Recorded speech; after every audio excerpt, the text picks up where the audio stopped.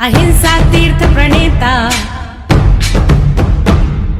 अहिंसा तीर्थ प्रणेता, जय जय हो भारत गौरव राष्ट्र संत प्रमुख सागर। स्वर्णिम स्वर्ण जयंती का अवसर ये महान है, मिलकर हम मनाएंगे गुरुवर देश की शान है प्रमुख सागर। जय हो गुरुवर प्रमुख सागर, जय हो गुरुवर।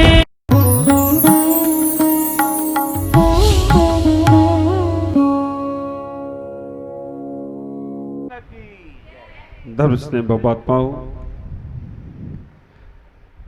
जीवन की व्यवस्थाएं हमारी चलती हैं, चलती ही रहेंगी। मैं बार बार ये सुन रहा हूं कि मंदिर हमने बनवा दिया या हमने कर दिया। वास्तव में अगर देखा जाए, मालदा की ये भूमि जहां आज हम बैठे हैं, हम जब यहाँ आए थे तो पूरा खाली मैदान था और ये मैदान कैसे मंदिर के रूप में बदल गया, ये बहुत आश्चर्य की बात है। आप विचार करके रखना, इस भूमि का बड़ा पुण्य था। उस वक्त केवल कल्पनाएं मात्र थी, लेकिन आज वो कल्पनाएं सत्य हो गई, सच हो गई। मैं इतना ही कहना चाहूंगा कि बाहर ये मंदिर तो बन गया, लेकिन हमारे घरों में, हमारे दिलों में, हमारे मनों में मंदिर होना चाहिए। अगर हम मंदिर यहाँ बनाकर भगवान को विराजमान कर दिया और हम मंदिर दर्शन करने भी नहीं आए, तो बात ख्याल करके रखना, मंदिर का देवता कहेगा कि मुझे यहाँ क्यों बैठा रहा है। इसलिए मालदा भले ही छोटी समाज हो, कोई दिक्कत की बात नहीं है, हम कम हों लेकिन काम के होना चाहिए। 10 घर की समाज 50 लोग, और 50 लोगों में हम भगवान का अभिषेक करने का सौभाग्य। 25 साल तक तुम लोग यहाँ वहाँ भटकते थे, कहाँ जाएंगे मंदिर दर्शन करने के लिए, कहाँ जाएंगे, लेकिन अब भगवान घर में ही आ गए हैं। तो हमें कोई भी परिवार को ऐसा नहीं होना चाहिए जो भगवान के दर्शन के बिना रह जाए। सुबह ना आ पाए तो शाम आने का प्रयास करें। सुबह बच्चे स्कूल जाते हैं, चले जाने देना, लेकिन शाम को जरूर लेकर आओ इन बच्चों को। चारों तरफ खुला माहौल और भगवान जिनेंद्र के दर्शन, हर व्यक्ति का एक कर्तव्य बनता है कि हमें अभिषेक जरूर करना है। अपने काम, अपने दैनिक जीवन की चर्या में एक ऐसा कार्य भी जोड़ने का प्रयास करो जिससे तुम्हारे भगवान के मंदिर का अतिशय चमत्कार और बढ़े। ख्याल करना, चमत्कार और अतिशय भगवान में कम, भक्तों में ज्यादा होते हैं। जब बार बार मंदिर में आपका आवागमन होगा, बार बार आप मंदिर दर्शन अर्चन पूजन के लिए आएंगे, जो लोग यहाँ के लोग हैं, रहवासी हैं, वो देखेंगे इतने बड़े धनपति सेठ, इतना बड़ा वैभव, वो भी इन भगवान को माथा टेकने के लिए आते हैं। तो यहाँ के जितने भी रहवासी हैं वो भी तुम्हारे मंदिर के द्वार के दस्तक दर्शन करने के लिए आने लगे, तो कोई आश्चर्य और आश्चर्य की बात नहीं होगी। विचार इतना ही करना है। ये पुण्य केवल मालदा जैन समाज का नहीं। जब मैं यहाँ पहली बार आया था, तखत पर बैठा था, पाटे पे बैठा था, आसपास के कितने लोग यहाँ खड़े हुए थे, उन सबका भी इतना पुण्य है कि भगवान और कहीं नहीं विराजे, भगवान यहीं आकर विराज गए। उन्होंने कहा यहाँ की भूमि को हमें पवित्र और पावन करना है। और सुखद संयोग तो देखो, एक तरफ हॉस्पिटल है, एक तरफ भगवान है। हाँ, आप विचार करके रखना, मजाक कर रहा हूं, हकीकत नहीं है। अगर डॉक्टर नाराज होता है और भगवान नाराज होते हैं, तो दोनों में कितनी अच्छी जोड़ी बनी हुई है। अगर तुम मंदिर नहीं आए तो भगवान नाराज हो जाएंगे, तो भगवान डॉक्टर के पास भेज देंगे कि भाई तुम्हें हमारे पास आने की फुर्सत नहीं है, तो जाओ डॉक्टर के पास। और डॉक्टर नाराज हो गया तो वो क्या करेगा, वो भगवान के पास भेज देगा। अब आप विचार करके रखना किसको नाराज करना है। भगवान को नाराज करोगे तो डॉक्टर के पास, और डॉक्टर को नाराज करोगे तो भगवान के पास भेज देगा। लेकिन दोनों को नाराज ना करो। इतना ही विचार करके रखना कि ये पुण्य तुम्हें मिले हैं, इस पुण्य को और बढ़ाने का प्रयास करना, झूमना, नाचना, गाना, कहना इतना ही भगवान से कि भगवान हमें 25 सालों से अभिषेक करने का सौभाग्य नहीं मिला, हमें भगवान के दर्शन करने का सौभाग्य नहीं मिला, लेकिन अब हमें ये सौभाग्य मिल गया है। विचार करो। मनोज भाई तो रोज आते होंगे दर्शन करने, राजेंद्र भाई, आशीष, अमित, पीछे दिख रहे हो मेरे को, आते हैं, प्रकाश भाई, ये 5 को तो मैं यहाँ जानता हूँ। बुद्धदेव क्या बुद्ध इनका नाम नहीं हमें याद हुआ, हम तो राजन के पापा ही बोल देता हूँ। बुद्धमल जी आते हैं, कलश करने भी आते हैं, रोज कलश करते, बहुत सुंदर बात है। अशोक बाबू का है, अच्छा ये भी करते हैं, बहुत सुंदर। महिलाएं कितनी रोज आती हैं यहाँ पर? अच्छा आप लोग रोज आते हैं, बहुत सुंदर। बच्चे लोग कितने आते हैं? बच्चे तो गए महाराज सब पढ़ने के लिए बाहर। अच्छा एक बच्चा है, तुम तो बच्चे वाले हो गए होगे। अच्छा ये बच्चे ही है, कोई बात नहीं। अब से करने आते हैं, बहुत सुंदर। मैं इतना ही कहना चाहता हूं कि कल सुबह जब विधान होगा तो एक भी बच्चा, एक भी युवक और एक भी महिलाएं बचना नहीं चाहिए। कल की स्थिति आपको मालूम है, कल आप और हम दोनों ही रहने वाले हैं, ये सब मेहमान चले जाने वाले हैं। तो इसीलिए कल पूरी की पूरी समाज बैठकर, हमारे बाबूजी भी रहेंगे, पूरी समाज यहाँ पर बैठकर कल तो हम भगवान का विधान करेंगे। इतना ही विचार करो, ये पुण्य से पुण्य बढ़ाते चले जाओ। हमारे पास और सारा का सारा यहाँ का यही रहने वाला है। आपके साथ सोचो कि एक भी धागा साथ चला जाए तो जाने वाला नहीं है, लेकिन आपके साथ आपका पुण्य और पाप जाने वाला है।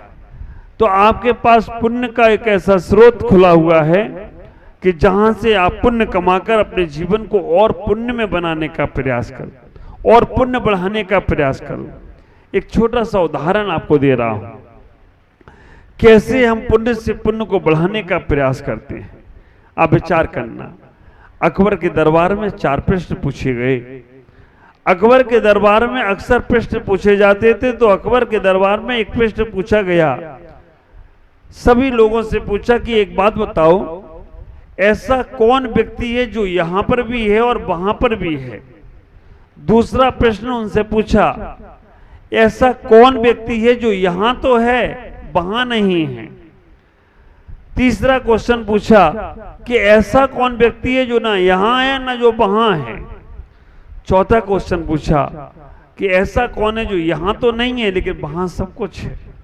4 प्रश्न, और चारों प्रश्नों के उत्तर के लिए सम्राट के महल में सबसे पूछा गया कि ऐसा कौन है जो यहां पर भी है और वहां पर भी है, इस लोक में भी सब है और परलोक में भी उसके पास सब कुछ है। दूसरे नंबर पर यहां तो है लेकिन वहां उसके पास कुछ भी नहीं है।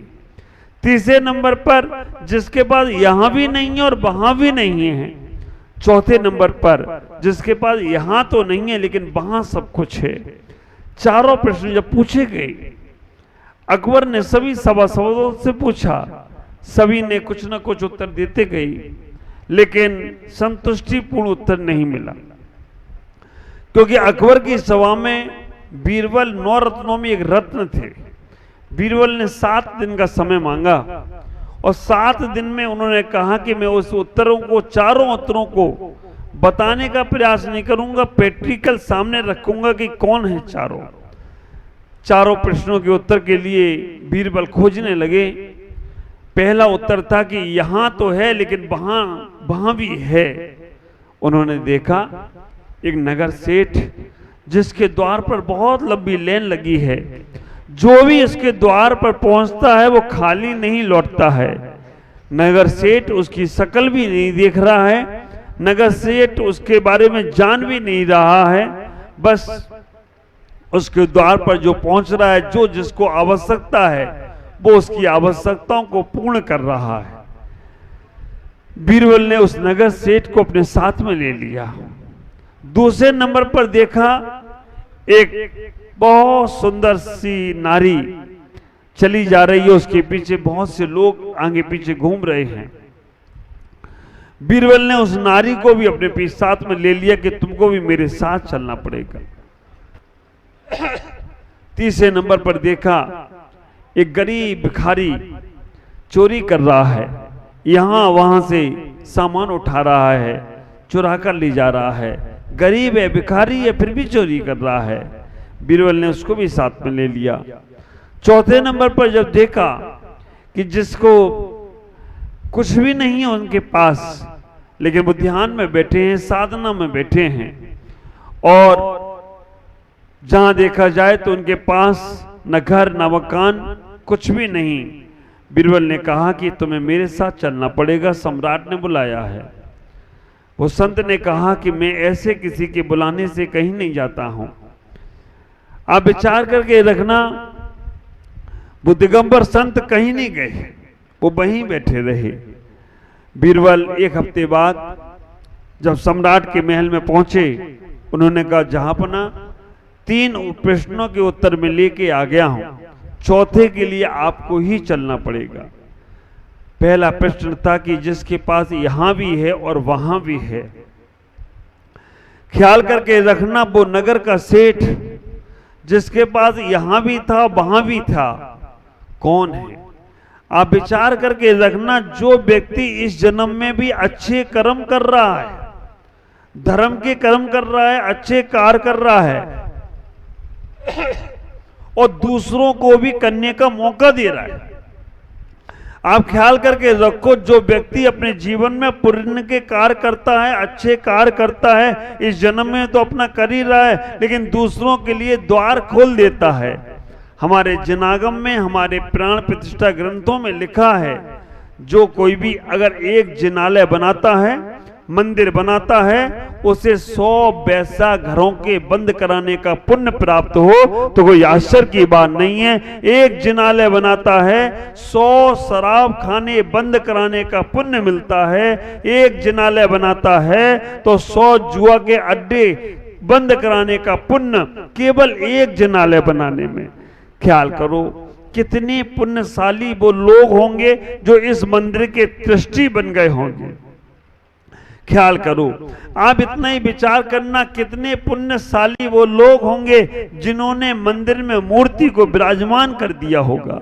कितने पुण्यशाली वो लोग होंगे जो मंदिर की वेदी में सौभाग्यशाली बन गए होंगे। आप विचार करना, उन सब लोगों ने इस जन्म का भी पुण्य कमा लिया, और जब तक मंदिर रहेगा अगले जन्म तक उनके पुण्य उनके साथ रहे, तो कोई आश्चर्य की बात नहीं। जब तक निर्वाण नहीं होगा, ख्याल करो, राई के बराबर मूर्ति और धान के बराबर मंदिर बनाने वाला भी निर्वाण को प्राप्त कर लेता है। तो बहुत पुण्यशाली पहले वो लोग हैं जो अपने जीवन में अच्छे कार्य करते हैं और दूसरों को करने की प्रेरणा देते हैं, जो अपने जीवन में अच्छे धन को उपार्जन करते हैं और अच्छे कार्यों में धन को लगाते हैं। पहले वो लोग हैं। दूसरे वो लोग हैं जिनके पास इस जन्म में तो बहुत है, उस वेश्या के पास क्या नहीं है, सेवला श्रृंगार किए हुए है, धन दौलत लोग कमी नहीं है उसके पास, लेकिन इस जन्म में ही उसके पास है, अगले जन्म के लिए उसके पास कुछ नहीं है।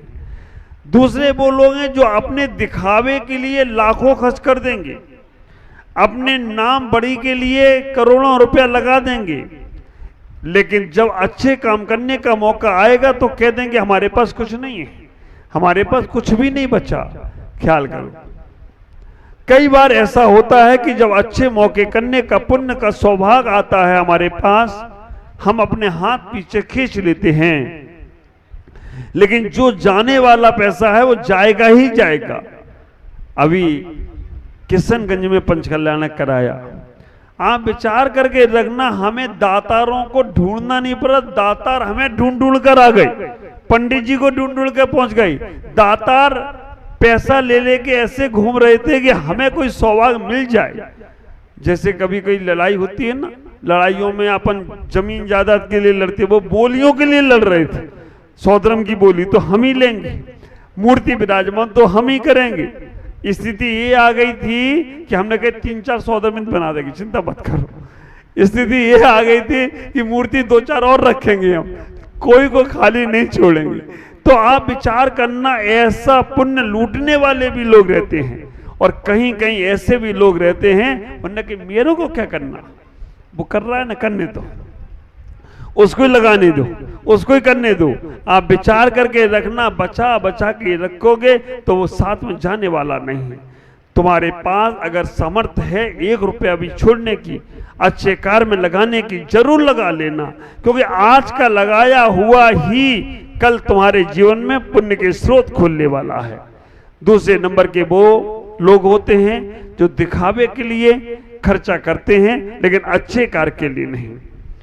तीसरे नंबर का उन्होंने कहा जिसके पास यहां भी नहीं है और वहां भी नहीं है, चोर भिखारी को सामने खड़ा कर दिया, इसके पास पूर्व जन्म का कुछ भी नहीं है, आज भिखारी है, भीख मांग मांग के करता है, लेकिन अगले जन्म में भी कुछ नहीं करना चाहता, चोरी करता है।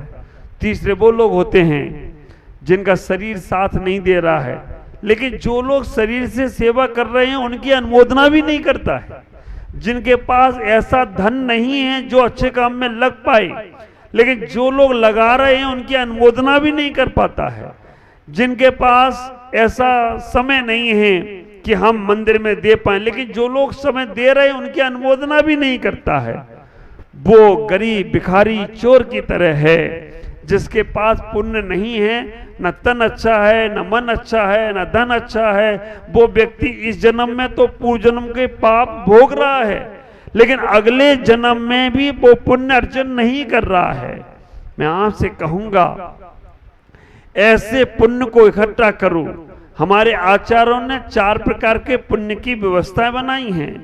एक पुण्यानुबंधी पुण्य, एक पुण्यानुबंधी पाप, एक पापानुबंधी पुण्य, एक पापानुबंधी पाप। ये चारों को अगर आपने अपने दिमाग में सेट कर लिया ना, तो समझ के रखना आपने चारों अनुयोगों को पढ़ लिया, चारों ग्रंथों को पढ़ लिया, चारों वेदों को पढ़ लिया, चतुर्गति को पढ़ लिया। पुण्यानुबंधी पुण्य, तुम्हें पुण्य से स्वस्थ शरीर मिलता है। आप विचार करो, पापी व्यक्ति को शरीर अच्छा मिलेगा या पुण्य वाले को? पुण्य वाले को ना। पुण्य से शरीर अच्छा मिला है, और अगर तुमने इस शरीर को व्रत नियम संयम में लगा दिया तो पुण्यानुबंधी पुण्य बढ़ेगा, पुण्य से पुण्य बढ़ता जाएगा। और भोगों में लगाया तो पुण्यानुबंधी पाप। अब आगे तुम्हें ये शरीर मिलने वाला नहीं है। विचार करना, पुण्य से तुम्हें धन अच्छा मिला, अगर अच्छे कर्म में तुमने लगा दिया तो तुम्हें और बढ़ के मिलेगा, और अगर तुमने गलत चीजों में लगाया है तो आगे मिलने वाला नहीं। पुण्य से हमें परिवार अच्छा मिलता है। ख्याल करना, बिना पुण्य के तुम्हें कुछ भी नहीं मिल सकता। पाप से तो दुनिया बार बार जन्म लेती है, लेकिन पुण्य से, पुण्य फला अरहंता, पुण्य के फल से अरहंत पद भी मिलता है। तो विचार करो, पुण्य से पुण्य को बढ़ाना, पुण्यानुबंधी पुण्य। पुण्यानुबंधी पाप, पुण्य से तुम्हें मिला लेकिन गलत चीजों में लगा दिया, तन को, मन को, धन को, तो पुण्य से तुमने पाप का बंद कर लिया। तीसरे नंबर पर पापानुबंधी पाप। पाप के उदय से तुम्हें कुछ भी अच्छा नहीं मिला, ना परिवार अच्छा मिला, ना घर अच्छा मिला, ना धन अच्छा मिला, ना सहयोग अच्छा मिला, लेकिन फिर भी तुम निंदा, चुगली, दूसरे की कमियां देखना, अगर ऐसा करते हो तो पाप से पाप का ही बंद कर रहे हो। पाप ही पाप बढ़ेगा, बाद में और कहां कहां भोगना पड़ेगा। इन्हीं पुनीत भावनाओं के साथ ओम नमः। जय गुरुदेव।